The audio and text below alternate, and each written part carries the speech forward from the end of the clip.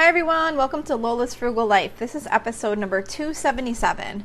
Today we're going to be talking about the impact of small, frequent tasks. So please stick around for a few quick words from our sponsor and we'll get right into the show. So today I wanted to talk about the impact of small, frequent tasks. So what I'm talking about is kind of the regular things that you have to do throughout the week, or even really anything, like things that you have to do over the course of time.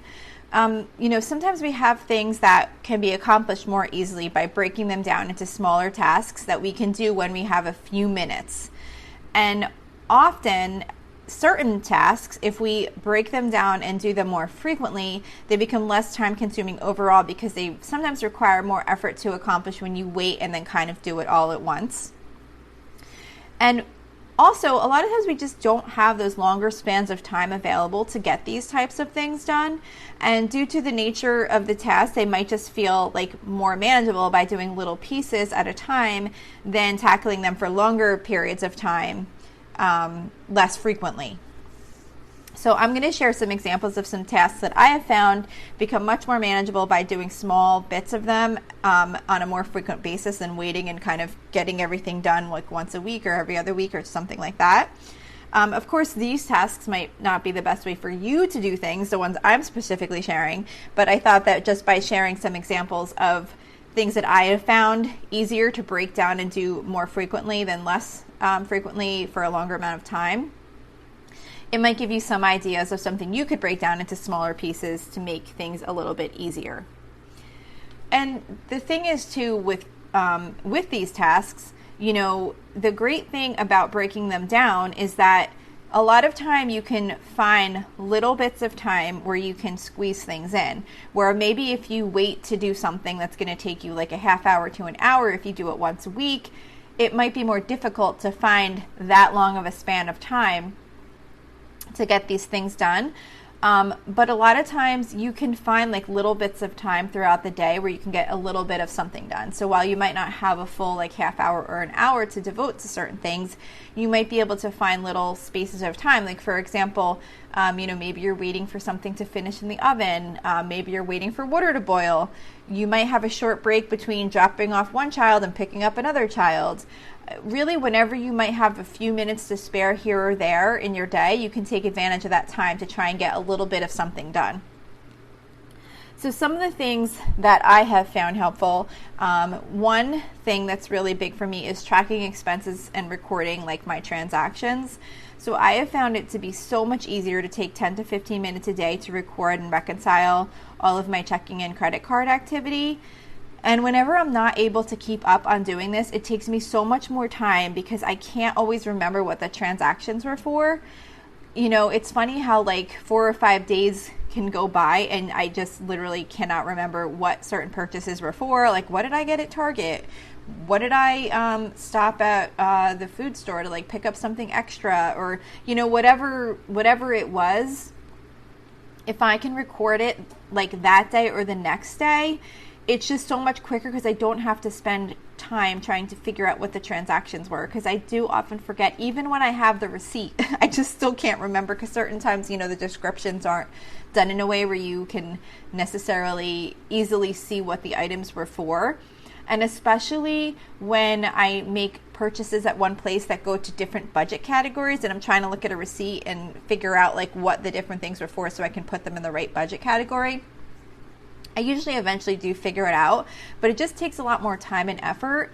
And when I take a few minutes to keep everything updated on a daily basis as much as I possibly can, I pretty much always remember exactly what the transactions were for, and I'm able to easily record the expenses and apply them to the appropriate budget category. So rather than sit down for like an hour on the weekend or whatever, if I just kind of take a few minutes in the morning or maybe at night when I sit down to like relax or whatever, and just record the transactions real quick, it's just super quick and easy and I remember what the things are.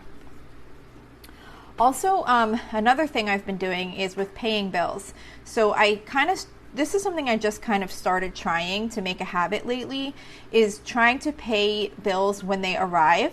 Because it literally only takes me a couple of minutes to pay a bill, and I don't normally seem to get too many bills in the mail at one time. So like if say 1 or 2 bills comes in the mail, instead of sticking them away in my folder to pay them later, I've been trying to just take a couple of minutes to pay them right away. I pay all my bills using the bank's online bill payment service, so it takes like no time to enter the amount and have it sent off. And then I just record it quickly in QuickBooks, which is like what I use to keep my track of all my accounts. And then I post it against my budget spreadsheet. So the reason I started doing that is because certain bills I found have really short deadlines, like from when you get it to when it's due. Like cable, for example, I feel like is really short, my cable bill. We don't have cable, but like we pay the cable company for internet access.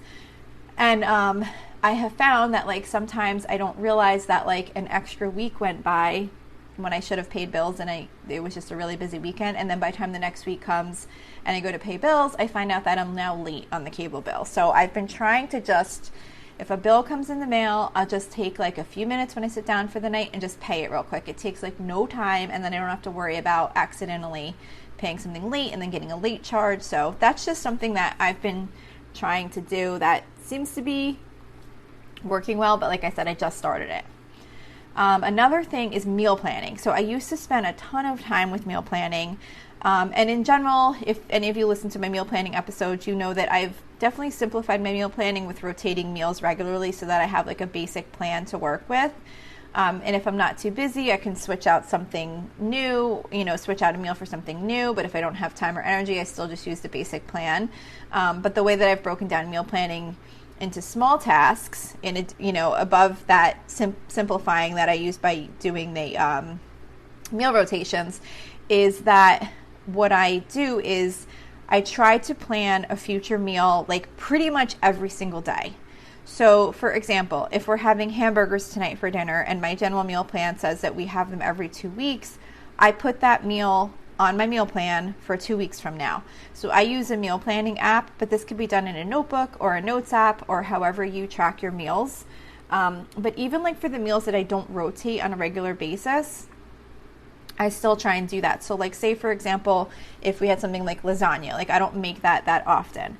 But I might say, okay, we had lasagna tonight. When might I make this again? It might be 2 months from now. It might be 3 months from now. But I'm able to scroll forward in my meal planning app, or same thing, like I said, if you were using notes or a spreadsheet or whatever, I'll go ahead at whatever point in time I think might be a reasonable time to make this meal again, and I'll put it on the meal plan. So the whole point is just really looking at today's meal and copying it to a date in the future.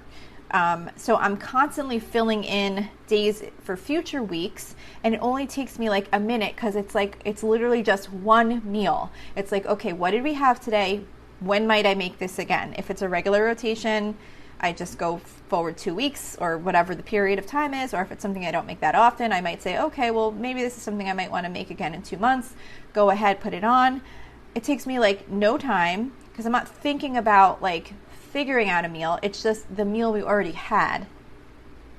So then what happens is usually when it's time to plan meals for the upcoming week, I only have to fill in like maybe 1 or 2 days, if that, because I'm filling in the meals for the future weeks 1 day at a time as I go along. So I'm not sitting down, searching for recipes, trying to figure out what we're going to make. I'm just doing it each day.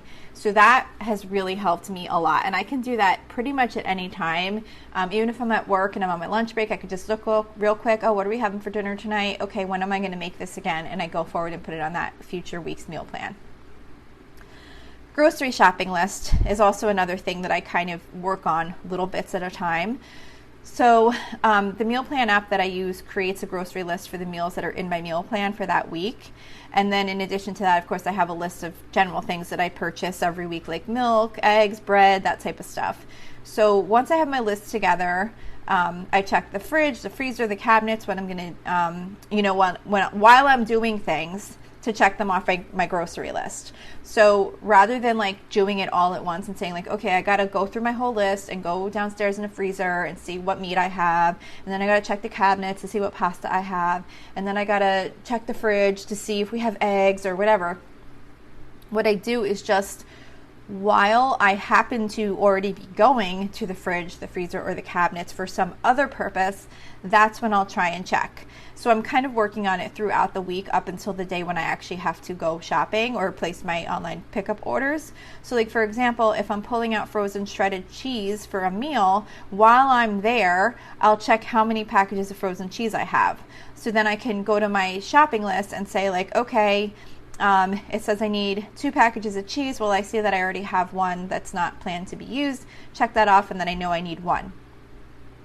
If I'm going in the cabinet to get some pasta, I'll check and see what types of pasta I have. Then I'll go check my list real quick and say, okay, I need penne pasta for next week. I see I already have 2 boxes, so I could check that off. So I try and just make it part of like my regular daily activity. If I'm opening up the cabinet to get like out olive oil or something, I'll take note of how much I have, and then I'll go look, okay, I needed that, let me check it off. I kind of already have in my mind like what was on the list, so I'm kind of making it a point to look for certain things so that I can remember to see if I still needed it or not. But just kind of like checking throughout the week while I'm doing other cooking tasks or grabbing other ingredients for cooking, I can cross the things off a little bit at a time when I have time here and there, instead of having to go specifically to the freezer or the fridge or the cabinets at a separate time and then checking what I have on hand. I try and do it when I'm like already in there in those areas getting other things for cooking throughout the week. Cleaning or straightening up. So cleaning and straightening up is definitely something where many tasks can be broken down into small pieces that you can do whenever you have a little bit of time.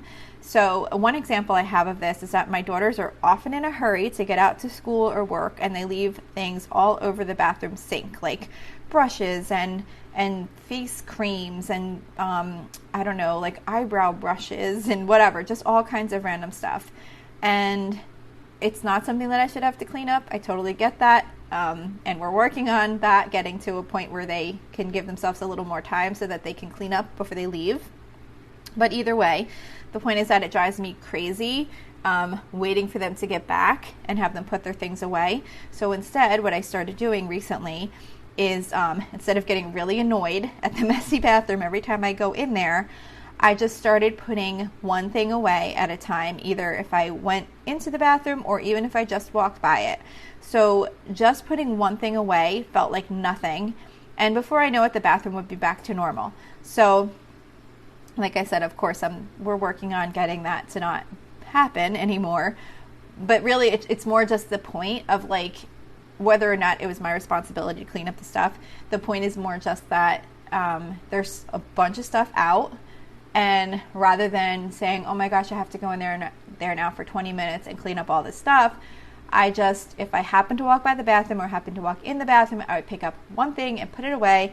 And before I would know it, everything would be put away. So it's just kind of the point of how you can kind of just do a little bit at a time, and it ends up making a big difference. Another thing is putting away laundry. So laundry is something I definitely like to break up into little bits on days when I'm working from home and I don't have time to stop what I'm doing and put a whole load of laundry away. So once I have a clean folded basket of laundry done, I kind of put it next to me where I'm working, and each time I get up, I grab something and put it away. And before I know it, the basket's done, or I just have a few things left to put away at the end of the day. So like, for example, I find that this works especially well with towels. If I get up like while I'm working in the day, say I get up to go to the bathroom or like whatever, if I'm heading in the direction of where our linen closet is, I'll just grab one towel from the basket and fold it while I'm walking that way and just put it away. So each time I get up to get a drink or like whatever, for whatever reason I get up, I just take literally one towel, fold it, and put it away. And it just really helps because you're going to get up and take a break anyway, even if it's just like for a minute or two. And it just helps. It's just one little thing, put one towel away, and then before I know it, it's all done.